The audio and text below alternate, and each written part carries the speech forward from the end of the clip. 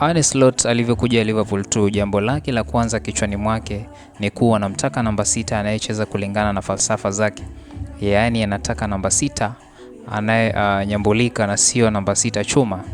Jicho la Arne Slot lilimuona kiungo namba 6 wa Real Sociedad kipindi hicho kabla ya kwenda Arsenal, Martin Zubimendi.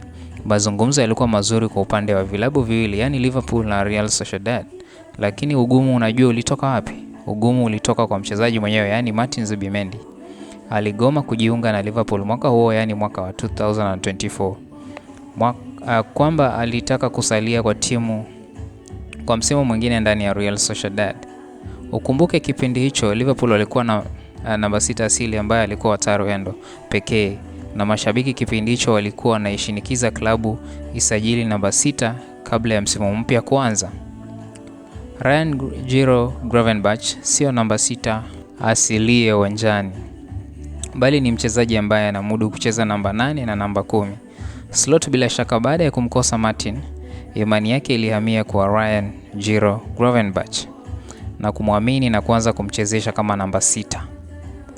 Na mnaona ilivyotokea mpaka sasa. Mwanzoni Slot alivyoanza kumtumia Ryan kama namba 6, mashabiki wengi tulibeza na kusema maneno mengi kwamba tusiposajili namba 6 basi tusahau kuchukua kikombe chochote kile. Lakini msimu uliopita tulibeba EPL kwa urahisi zaidi na Ryan akiwa ndio namba 6 wetu. Lakini Ryan aliweza kuwafumba watu midomo na kuonyesha ubora mkubwa mpaka mashabiki wote tumesahau kwamba tulikuwa tunaitaka timu yetu isajili namba 6 mwingine. Katika mpira wachezaji wanategemeana na ndio maana inaitwa timu, lakini kila timu ina wachezaji wake tegemeo. Basi ndani ya Liverpool Ryan Giro Gravenberch ni miongoni mwa wachezaji tegemeo. Ryan Giro Gravenberch bila shaka ni kiungo namba 6 bora kwa sasa duniani, hakuna anayebisha hilo. Siku ya leo ni goli na pasi yake ndio ziliamua mechi ya mahasimu wakubwa kati ya Liverpool dhidi ya Everton. Katika mechi hii Ryan amefunga goli moja na kutoa pasi murua ya mwisho kwa Hugo Ekitike. Unaambiwa katika mechi 3 mfululizo Ryan amechukua tuzo ya Man of the Match.